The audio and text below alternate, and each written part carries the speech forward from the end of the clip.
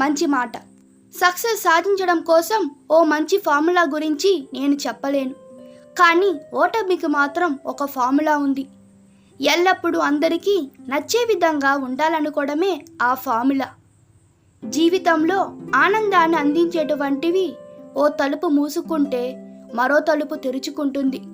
మనం మాత్రం మూసిన తలుపు వైపే చూస్తూ మన కోసం తెరిచి ఉన్న తలుపును చూడకుండానే వదిలేస్తాం.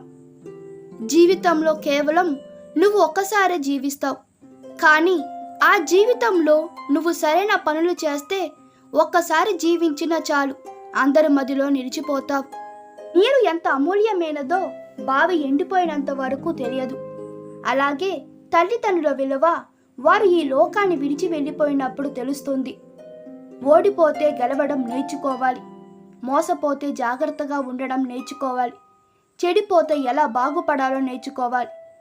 గెలుపుని ఎలా పట్టుకోవాలో తెలిసిన వారి కంటే ఓటమిని ఎలా తట్టుకోవాలని తెలిసిన వారే గొప్ప. నిన్ను తక్కువ చేసి మాట్లాడినప్పుడు మౌనంగా ఉండడం, తిట్టినప్పుడు కోపాన్ని చూపించకుండా ఉండడం, పొగిడినప్పుడు గర్వంతో విర్రవీగకుండా ఉండడం నేర్చుకో. నువ్వు నేర్చుకున్న ప్రతిదీ నిన్ను ఒక్కొక్క మెట్టుపై చేరుస్తాయి తప్ప ఎప్పటికీ కింద పడిపోయేలా చెయ్యవు.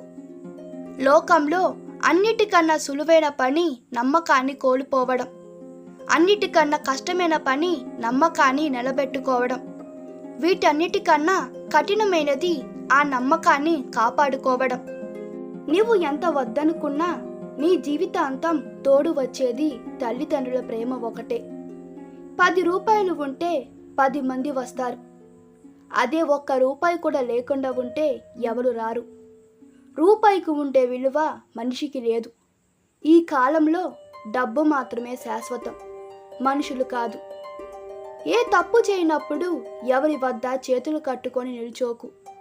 అలా చేతులు కట్టుకోవడం అలవాటుగా చేసుకున్నావంటే జీవితాంతం ఎవరో ఒకరి చెప్పు చేతులో ఉండి బతకాల్సిందే. భయపడుతూ కూర్చుంటే బతకలేవు. తప్పో ఒప్పో ఒక అడుగు ముందుకేసి చూడు.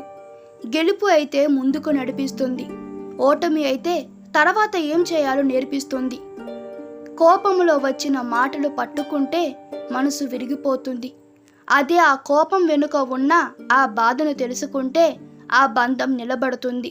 కన్నీటి నుండే కసి పుట్టాలి, అవమానాల నుండే అనుకున్న లక్ష్యాన్ని సాధించాలనే పట్టుదల రావాలి. ఎవరైతే ఎగతాళి చేశారో వారే మన కోసం ఎదురు చూసేలా ఉన్నత శిఖరానికి ఎదగాలి. జీవితంలో మన గతాన్ని చూసి ఏమాత్రం సిగ్గుపడకూడదు, పైగా గర్వపడాలి.